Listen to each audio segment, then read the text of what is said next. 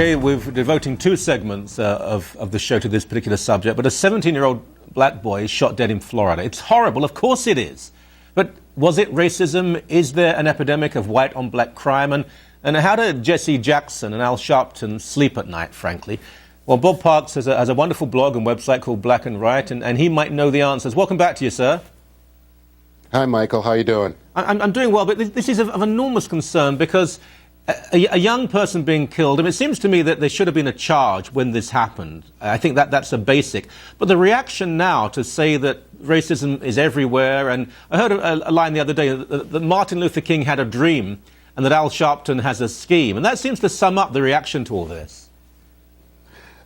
The biggest problem, it seems right now, is the way that the media is really pushing this story. The very first media job that I had was an investigative reporter for the Guam Tribune, in which case my editor told me that it's the media's job to report the news and not incite it. What's going on right now is some serious media incitement because it meets their template. Ask any punk journalism student what they want to accomplish in the business. They don't want to report the news. They want to make a difference. Well, of course, the media's template is black people are always victims. This is a classic case of racism run amok. This poor black kid was just minding his own business, getting a can of soda and some Skittles, and some white predator came and gunned him down. We're now finding out that there are little things called details that are coming out, and it's not really meeting the media template. So now the focus of the story is now shifting in more of a cover your behind mode for the media, as opposed to just trying to get the facts out. Well, we know that Zimmerman is not the classic white bigot. He's half Hispanic, certainly. We don't know what happened beforehand. There's increasing allegation that there was a physical attack by the young 17-year-old, and self-defense could have been involved. The police, there was a law that existed that prevented the police from laying charges. That does disturb me, rather, but it wasn't Alabama in the 1950s, for goodness sake. No, and if there is a crime that has been committed, the cops will get to the bottom of it. What has happened is between the national network media getting involved, of course, your Jesse Jackson and Al Sharpton, the Black Panthers putting out a bounty on George Zimmerman's head, Spike Lee tweeting the address of the Zimmermans, even though it was the wrong address. All of these things that are coming into play have totally made this into a mess. Whomever is going to be brought to trial on this, if there is even a trial. Imagine trying to get a fair trial for George Zimmerman purely because of media malfeasance here. Yeah. Now, there is, without any doubt, and we have it in Canada to a much lesser extent, but there is a problem of young black men being the victims of gun crime. But every survey I've gone through, and several in the past few days, it's not a nice reading, but the overwhelming majority of those who commit the crimes, who shoot, who carry the guns, who murder, are other black men. It's very rarely, in fact, white people who are doing this. And you wonder where Jesse Jackson and Al Sharpton are when it comes to addressing black-on-black crime. Maybe it's just they're too afraid to go into the black neighborhoods where this is happening.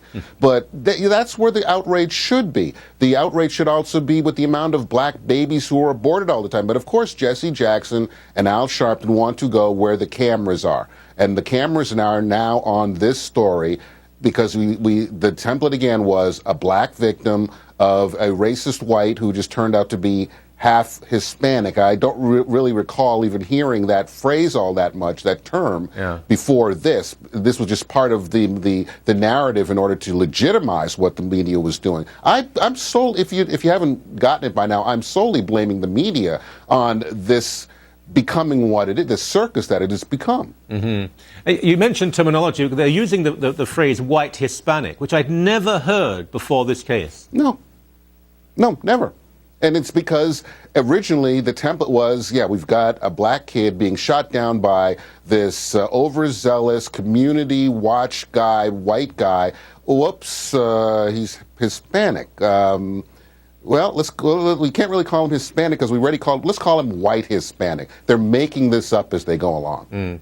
Let me ask you, for those black people in the United States who obviously are aware of racism, and it has to be stopped when it does exist, but are speaking sensibly about this issue. Let's just take a breath here and find out what went on.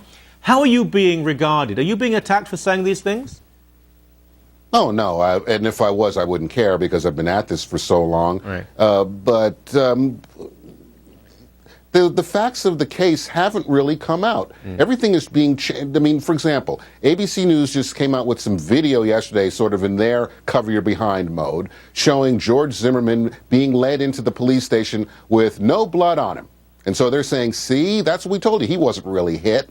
But, I mean, I'm sorry, whenever there's any kind of a scene that and the police come to investigate and there's any kind of bloodshed involved, don't they usually bring emergency medical technicians along, EMTs and ambulances? They kind of clean you up before they take you someplace else. I mean, we're totally suspending logic here in order to meet the narrative. The narrative for the liberal media is that this is a black victim of a crazy white person, and they're going to stick to this. It's sort of shades of the Duke lacrosse case, and I think we all remember how that ended up. Yes, exactly. Very briefly, as we end, there are some people predicting, and I think almost longingly, that there will be race riots. Do you think that's likely to happen? Well, look what happened when they had their little march down in Florida for Trayvon Martin, and a bunch of kids just decided to go and ransack a Walmart. Yep. It really doesn't take much to set people off nowadays. Yeah. As always, a great pleasure. It really is. We'd love to have you back on the show again. Thank you so very much indeed. Thank you very much, Michael.